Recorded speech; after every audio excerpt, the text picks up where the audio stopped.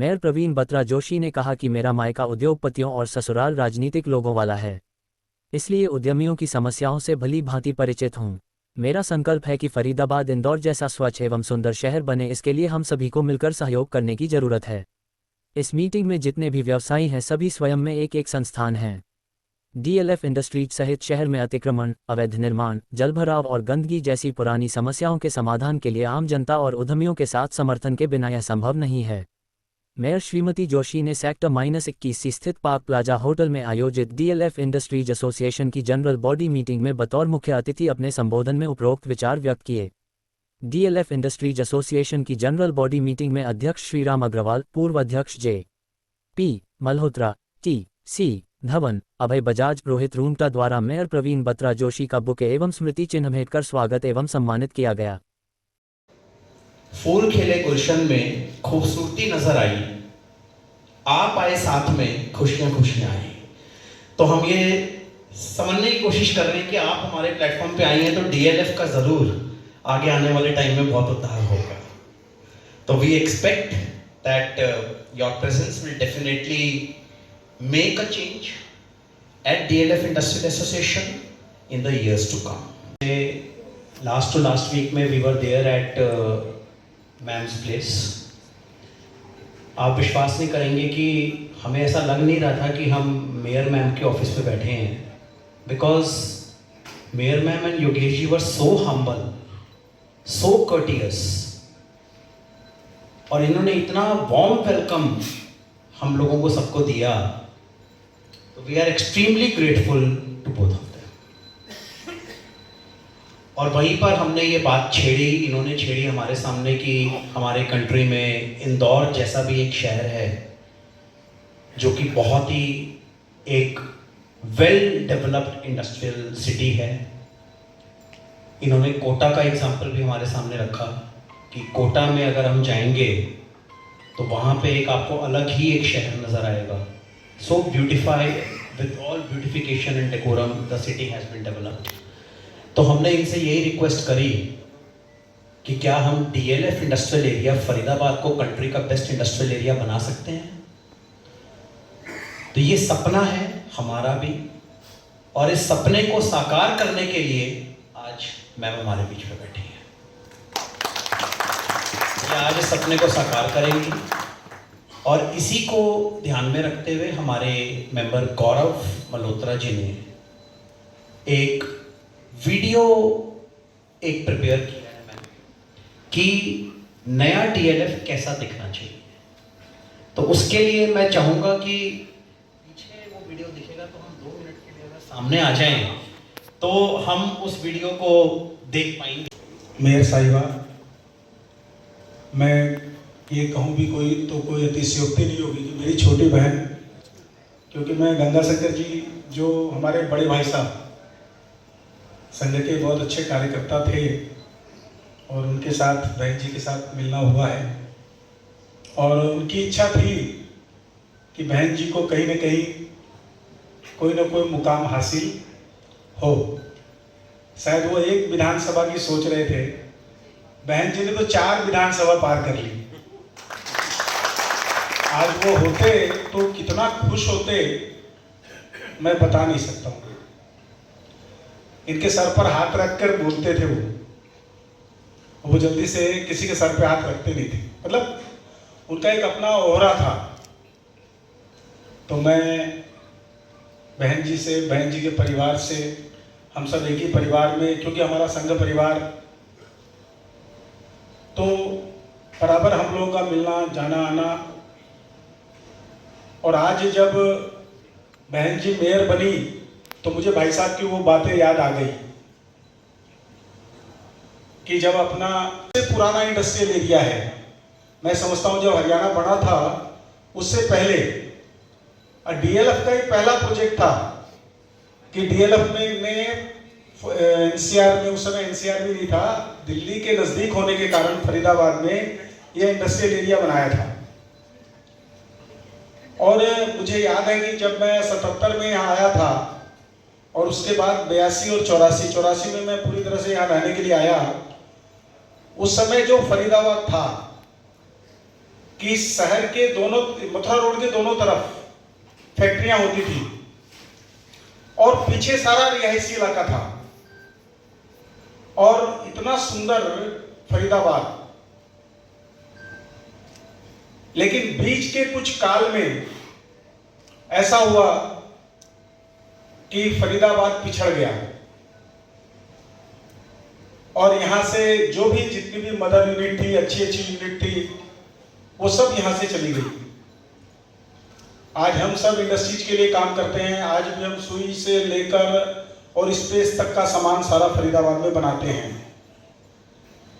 सब कुछ करते हैं। लेकिन उस बीच के कालखंड में इंफ्रास्ट्रक्चर का जो बुरा हाल हुआ, उसकी सजा हम आज तक भुगत रहे हैं। पिछले 10 वर्षों में सरकार ने बहुत काम किया, लेकिन उस बीच के कालखंड में जितनी बर्बादी हुई उसको पूरा करना, क्योंकि उसके साथ उस कालखंड में 2 शहर बसे, गुरुग्राम और नोएडा।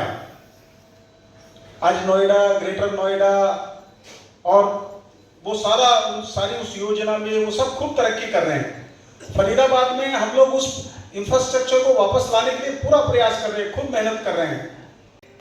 पैसा और समय और योजना, जो प्रतिबद्धता होती है ना, जैसे हमारी बहन जी की प्रतिबद्धता हमने देखी, और मैं तो इस बात से आश्वस्त हूं, क्योंकि हमारा जो बैकग्राउंड है, मैं कह दूं तो वो इसी तरह का है कि करना है तो काम करना है, फिर चाहे कैसे भी हो। तो वो सारी प्रतिबद्धता से वो सारा काम चल रहा है। हमने बहन जी से आग्रह किया, बहन जी आज हमारे बीच में आई हैं, हमारे लोगों ने कुछ प्रेजेंटेशन भी बनाई है, क्योंकि हम सब की इच्छा यही है कि हम जहां फैक्ट्री चलाते हैं, जहां हमारी इंडस्ट्रीज है, वहां का एक अच्छा वातावरण हो, वहां पर जो लेबर काम करती है उनको भी आने जाने में कोई दिक्कत नहीं हो। उनको एक जो हमारे यहाँ कल्पना बनी हुई है, मैंने पीछे जो एक अनऑथराइज इंडस्ट्रियल एरिया की कल्पना है, मैं उसको अनऑथराइज नहीं बोलता हूँ इसलिए कि वो एडजॉइनिंग इंडस्ट्रियल एरिया है। लेकिन हमारे ऊपर जो अधिकारी बैठे हैं ना, उनके दिमाग में है कि आपकी इंडस्ट्रीज रेसिडेंशियल में बनी हुई है। मैंने उनको बताया कि आप फरीदाबाद की कल्पना क्या है ये बताइए। फरीदाबाद मथुरा रोड पर इंडस्ट्रीज थी और उसके पीछे सारा रिहायशी एरिया था। इसी तरह से सेक्टर 6 इंडस्ट्रियल एरिया है, सेक्टर 7 रिहायशी एरिया है। इसी तरह सेक्टर 22, 23, 24 ये फरीदाबाद की कल्पना है। विभाजन के बाद फरीदाबाद को इसी तरह से विकसित किया गया और यहां पर माइग्रेट लोग आकर के बसे। ये बात जब मैंने हरियाणा भवन में एक मीटिंग में रखी तो देवेंद्र सिंह थे उस समय चीफ मुख्य सचिव, तो उन्होंने उस समय के योजनाकार को पूछा कि क्या भाई ऐसी ये जो बता रहे हैं ठीक है? तो कहने का मतलब ये है कि फरीदाबाद की कल्पना ऐसी है, हम सब लोगों ने अपनी अपनी जगह खरीद के, सारे लाइसेंस लेके और अपने अपने उद्योग स्थापित कर रखे हैं। लेकिन आज फिर भी हमें ये सुनने को मिलता है कि भाई ये अनऑथराइज्ड भी लगे हुए हैं। तो ये सारी चीजें हम लोग काफी समय से इसको झेल रहे हैं, लेकिन 10 वर्ष से हम सब के अंदर एक उम्मीद जगी है। अभी आपको ध्यान होगा सीएम साहब ने बजट में भी इस बात का प्रावधान कर दिया कि हरियाणा में जितने भी इस तरह के उद्योग लगे हुए हैं, इस तरह की जो भी इंडस्ट्रियल एरिया है, इन सबको हम योजना बनाकर और क्रियान्वित करेंगे। तो ये सारी चीजें योजना में है सरकार की, और इसीलिए हम सब, चूंकि हमारा आज जैसे डीएलएफ के बारे में हम सब ने जो सोचा है, हमारे लोगों ने जो सोचा, हमारी टीम ने जो सोचा है, उसके बारे में एक प्रेजेंटेशन भी बनाई है। हम बहन जी को वो प्रेजेंटेशन भी दिखाएंगे। लास्ट टू लास्ट वीक में we were there at ma'am's place आप विश्वास नहीं करेंगे कि हमें ऐसा लग नहीं रहा था कि हम मेयर मैम के ऑफिस पे बैठे हैं, because mayor ma'am and Yogesh ji were so humble, so courteous, और इन्होंने इतना वार्म वेलकम हम लोगों को सबको दिया, तो we are extremely grateful to both of them. और वहीं पर हमने ये बात छेड़ी, इन्होंने छेड़ी हमारे सामने कि हमारे कंट्री में इंदौर जैसा भी एक शहर है जो कि बहुत ही एक वेल डेवलप्ड इंडस्ट्रियल सिटी है। इन्होंने कोटा का एग्जाम्पल भी हमारे सामने रखा कि कोटा में अगर हम जाएंगे तो वहाँ पे एक आपको अलग ही एक शहर नज़र आएगा। So beautified with all beautification and decorum the city has been developed. तो हमने इनसे यही रिक्वेस्ट करी कि क्या हम डीएलएफ इंडस्ट्रियल एरिया फरीदाबाद को कंट्री का बेस्ट इंडस्ट्रियल एरिया बना सकते हैं। तो ये सपना है हमारा भी, और इस सपने को साकार करने के लिए आज मैम हमारे बीच में बैठी हैं। ये आज इस सपने को साकार करेंगी, और इसी को ध्यान में रखते हुए हमारे मेंबर गौरव मल्होत्रा जी ने एक वीडियो एक प्रिपेयर किया है मैम कि नया डीएलएफ कैसा दिखना चाहिए। तो उसके लिए मैं चाहूँगा कि पीछे वो वीडियो दिखेगा, तो हम 2 मिनट के लिए अगर सामने आ जाएं तो हम उस वीडियो को देख पाएंगे।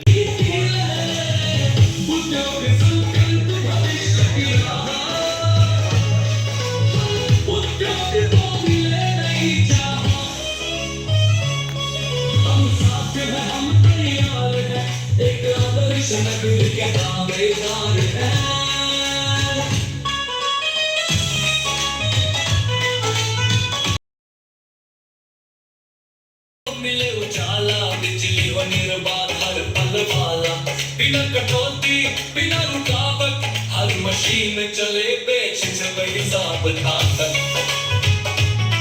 ना हो जमीन पर कोई अतिक्रम, साफ हो हर नक्शा सटीक संचालन, न्यायपूर्ण हो नियम व्यवस्था, हर इकाई को मिले सुरक्षा, हर व्यवसाय हो निर्भय, हर मार्ग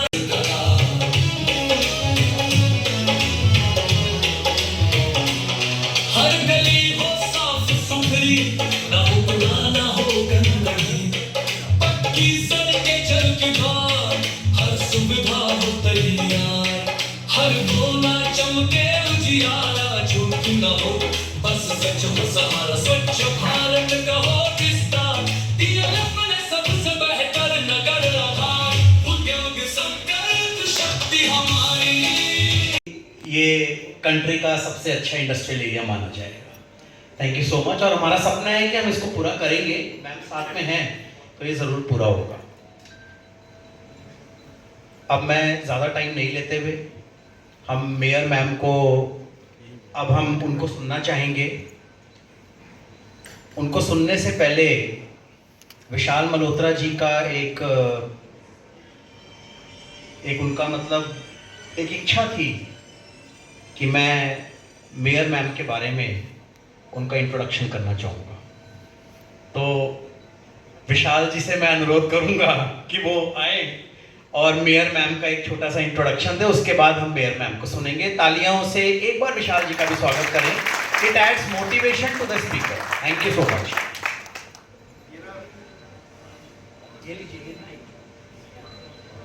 ये ना सबसे टफ चीज है, एक हिस्टोरिक लीडर, किसी के लिए बहन जी, किसी के लिए दीदी, किसी के लिए मेयर साहिबा, किसी के लिए मैम, बट एक ऐसा लीडर जो रिकॉर्ड अगेन मैं वही बोलूंगा, रिकॉर्ड वोट से जीते हैं। ये फरीदाबाद का प्यार है, और वो प्यार हमने तब देखा इनके ऑफिस में जाके। वो प्यार एक बड़ी बहन का, एक माँ का प्यार, एक वो भाव देखा जो अब हम सब फरीदाबाद वासियों को मिलेगा। और जब मैं इनसे उस दिन किस्से सुन रहा था, मतलब वाकई में जो ये काम अभी तक करती आई हैं, वो एक्सपीरियंस करने वाली चीज़ें हैं। और a very dedicated public servant. She has been involved in the community welfare for several years, and this is the first time, I think 8 साल बाद किसी मेयर की नियुक्ति हुई है फरीदाबाद में direct elected, if my figures are right. So मैंने मेरी मदर इनको काफ़ी समय से जानती है, कई सालों से, और मैंने इतना प्यार, इतना प्रेम कहीं नहीं देखा. और अब हम as industrial leaders we expect that same motherly love for our association, for our industrial area.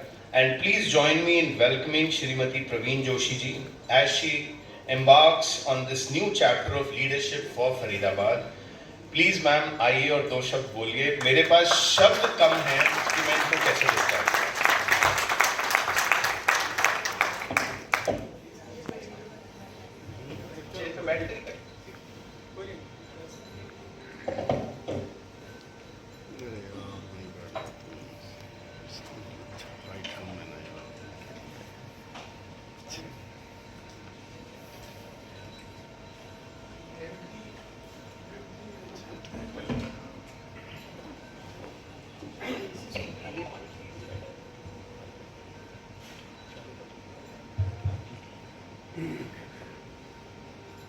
सब एक बार मिलकर जय घोष करेंगे. भारत माता की जय.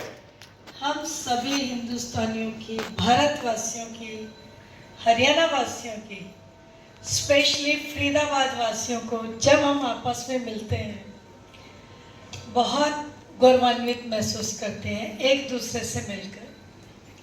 तो आज वही अनुभूति आप सभी से मिलकर हो रही है. मैं तो आई हूँ तो रोहित जी के मुंह से बस फूलों की वर्षा ही देख रही हूँ. ऐसा नहीं करते भाई, है ना. कुछ हमारे लिए भी छोड़ो कि बोले हम, है ना. तो आज के इस प्रांगण में आए हुए कहूँगी कि DLF इंडस्ट्रीज एसोसिएशन की आप सभी गणमान्य founder member Shri TC Dhawan ji, present में भी प्रेसिडेंट श्री राम अग्रवाल जी जिनका संबोधन अभी हम सुन रहे थे, श्री JP मल्होत्रा जी जो कि एक्स प्रेसिडेंट रहे आपके, Shri Rohit Rungta ji, Shri Abhay Bajaj ji and all members of DLF industries association, Vishal ji. Relation में तो मैं कहूँगी फैमिली में बच्चा है मेरे लिए, बट लाइक यंगर वन, छोटे भाई की तरह. बहुत प्यार मिला मुझे इनकी माँ से हमेशा ही. कभी आपको उनसे जो लोग मिले हैं उनसे मैं कहूँगी कि सौभाग्य होगा जो भी उनसे कोई मिलेगा. She is full of love of mother. तो मदरहुड है उनके अंदर, मातृत्व की धनी है वो. मैं मतलब पीठ पीछे उनके ये बात कह रही हूँ. सौभाग्य होगा आप लोग जब भी उनसे आप सभी का किसी का भी मिलना होगा. और आज की संध्या मेरे लिए स्पेशल है किसी रीज़न से कि मुझे आप सभी के बीच में जो ईश्वर ने मुझे एक अवसर दिया और आप सभी के सहयोग से जो मैं आपके बीच में हूँ. आज मुझे पूरे 60 दिन हो गए. आप सभी का उद्यमी का अपने आप में जो कि एक सभी एक संस्थान है. आप लोग एक एक व्यक्ति एक एक संस्थान है. कहूँगी कि हम सभी के लिए आप सभी प्रेरणा स्रोत हैं. I also belong to a businessman family and specially international businessman family. I belong to my not only my brother but my whole family. कहते हैं खानदान, पूरा खानदान ही मेरा बिजनेसमैन फैमिली है. बट अभिनंदन रोहित जी, आपका धन्यवाद एक बार फिर से निमंत्रण के लिए. भारत माता की आपको करने में सफल हो गए. लगे हुए तो हम पहले से ही हैं कुछ एरियाज को, लेकिन कहीं कहीं जहाँ पता चलता है कि यहाँ क्रिटिकल पोजीशन है, अच्छा नहीं है, जल भराव है या बहुत गंदगी है, तो इनिशिएट लेते हैं मेरे सहयोगी, हमारे कार्यकर्ता, मेरा बेटा ही है ये, योगेश जी, डेली हम लोग 25 से 40 ग्रीवेंसेस लेते हैं कम से कम। मॉर्निंग से इवनिंग में उसको हम कंप्लीट करके ही घर जाते हैं। तो आज भी हमारा यही था कि इस एरिया को हम कब कर पाएंगे, करते करते आज कुछ हम उसको टच कर पाए। तो रोहित जी, मुझे लगता है कि हमारे हिंदुस्तान के कुछ शहर इतने सुंदर हैं। आप सभी भी बाहर जाते हैं, तो जब मैं फर्स्ट टाइम चाइना गई, मैं भी बिजनेस पर्पज से ही गई थी। हम लोग का भी इंटरनेशनल बिजनेस था नहीं है भी, तो क्षमा चाहूँगी। तो उस समय देखा कि जिस शहर की, कंट्री की इतनी पॉपुलेशन है, हिंदुस्तान से कई गुना अधिक, वो शहर इतना सुंदर हो सकता है। तो आकर कोसा खुद के अपने वातावरण को एयरपोर्ट पर उतर कर ही कि हमारे मंत्री ये सभी लोग बाहर जाते हैं, तो बाहर जाकर देखकर आते हैं, तो वह व्यवस्था हम अपने हिंदुस्तान में क्यों नहीं कर सकते? हम कर सकते हैं। आज तो मेरे ख्याल से भारत का एक एक व्यक्ति इस चीज़ के लिए अवेयर अलर्ट है, क्योंकि माननीय मोदी जी ने एक स्वच्छता अभियान चलाया जिसकी शुरुआत हम सभी के लिए स्कूल के बच्चों से शुरू की। पहले कोई भी बच्चा चिप्स का पैकेट लिया, टेट्रा पैक लिया और फेंक दिया, कहीं भी फेंक दिया। आज मुझे नहीं लगता कोई बच्चा फेंकेगा। पहले हर दिन सुनते थे कि केले के छिलके से कोई गिरा, उसकी टांग टूट गई, हाथ टूट गया। आज मुझे नहीं लगता ऐसी कोई खबर सुनने में आती है। तो हर व्यक्ति आज अलर्ट हो चुका है कि मेरा हिंदुस्तान भी स्वच्छ और सुंदर शहर होना चाहिए। जो भी आप इंदौर नहीं गए तो इंदौर जाइए, उससे भी सुंदर शहर आपको कोटा लगेगा। आप कोटा एक दिन जरूर जाकर आइएगा। अननोइंगली मैं पार्टी के तरफ से प्रवास में दोनों शहरों में गई। इंदौर में बहुत बार गई, कभी उज्जैन के उससे या कभी एमपी के प्रवास पे। भोपाल बहुत समय रही भी और देखा भी, प्रवास पर भी गई। कहीं भी कोई भी व्यक्ति ऐसे नहीं फेंकता जैसे हम लोग अपने कूड़े के पैकेट्स बाहर फेंक देते हैं। जब हम घर के अंतःस्थल को सुंदर रखते हैं, हर रूम का, हर जगह का सफाई होती है, तो मेरे बाहर के प्रांगण में क्यों नहीं?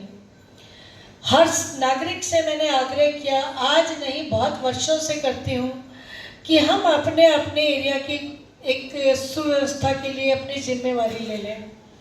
हाँ, जहाँ तक आज हम कहेंगे कि सरकार की जिम्मेवारी है, सरकार अपनी ओर से कार्य करेगी। अभी आज भी हमने एक प्लान किया है, एक एक एरिया को लेंगे, हम उसको स्वच्छ करेंगे। फिर सभी से आग्रह करेंगे कि आप अपने एरिया के अपने अपने प्रांगण को स्वच्छ रखिए। लेकिन उससे पहले हम अपने फरीदाबाद को मिलकर स्वच्छ भारत का एक हिस्सा बनाएंगे। रोहित जी, आपका सपना है ये, और जो आपने प्रेजेंटेशन दी, गौरव जी आपने बहुत सुंदर सपना सबको दिखाया। आपने एक सुंदर सपना सजाया। कहते कि सपना नहीं देखेंगे तो पूरा कैसे करेंगे? उसके लिए जो हम 2 कदम बढ़ाएंगे तभी बढ़ाएंगे जब हम अपना सपना देखेंगे। कहते खुली आंखों से भी देखना चाहिए। सोते हुए तो देखते हैं, वो कल्पना होती है। वास्तव में सपना जो साकार करना होता है, वो देखते हुए, जागते हुए, खुली आंखों से देखना चाहिए। ये मेरा अपना अनुभव है। सपना लेकर चलते हैं तो स्वाभाविक है कि वो सपना पूरा भी होता है, क्योंकि हम उसके लिए पहला कदम बढ़ाते हैं तो दूसरा कदम ईश्वर हमारा साथ देता है, और ये डेफिनेटली आपका सपना पूरा होगा। मैं आपके साथ हूँ, और इसी के लिए मैं आपका सहयोग भी सभी से चाहूँगी, क्योंकि ये मेरी ही नहीं, आप सभी की कर्म भूमि है। ये कर्म भूमि को कहते कि सजाना संवारना हम सभी का एक दायित्व है। हम अपने हर एरा को स्वच्छ सुंदर बनाते हैं, तो अपने शहर, अपनी कर्म भूमि को क्यों नहीं? अपने कर्म में हम कभी भी पीछे मैं नहीं हटूंगी। आपका सहयोग चाहूँगी और आपको भी पीछे नहीं हटने दूंगी। ये मेरा संकल्प है, और मिलकर बहुत जल्दी हम इस शहर को, मैं तो ये मानती हूँ कि अगर हम 50-60% भी मिलकर कर लेंगे तो बहुत जल्दी हमारा सपना ये सभी का पूरा होगा।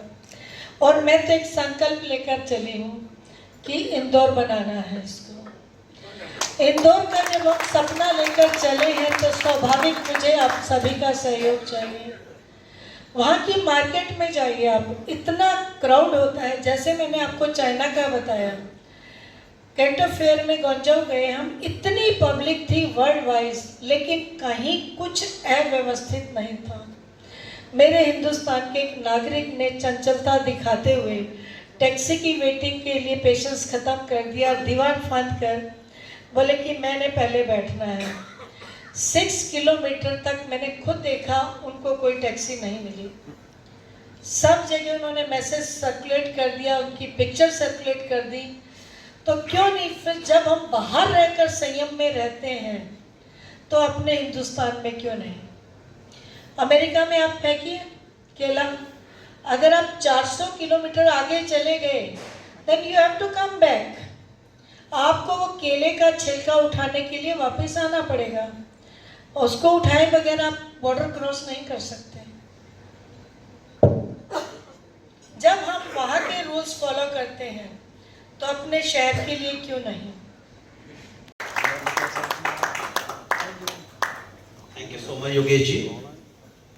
It's a homemade shawl ma'am, ये की वाइफ ने आपके लिए स्पेशली बनाई है। Close, yes sir, close sir, साथ में आ जाइए, आगे आ जाइए। सर बैक साइड है, थोड़ा बैक साइड सर, थोड़ा सा खुल जाइए। यस सर, पीछे ना mobile.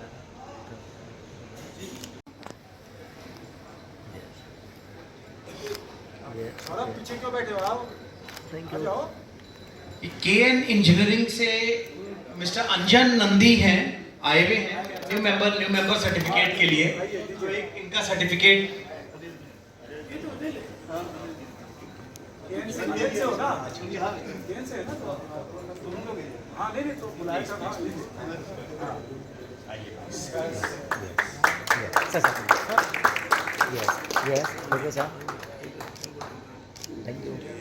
Thank you so much, thank you so much को दे रहे हैं और ये इंश्योर हम करेंगे कि इसको हम काफी हद तक पूरा करें। Sir close.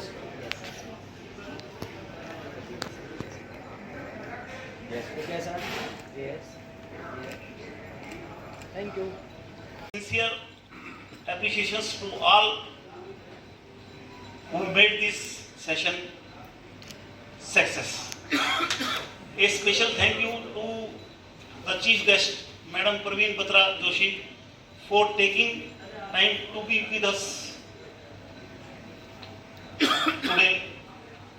Your presence and insights have added great value and we are grateful to you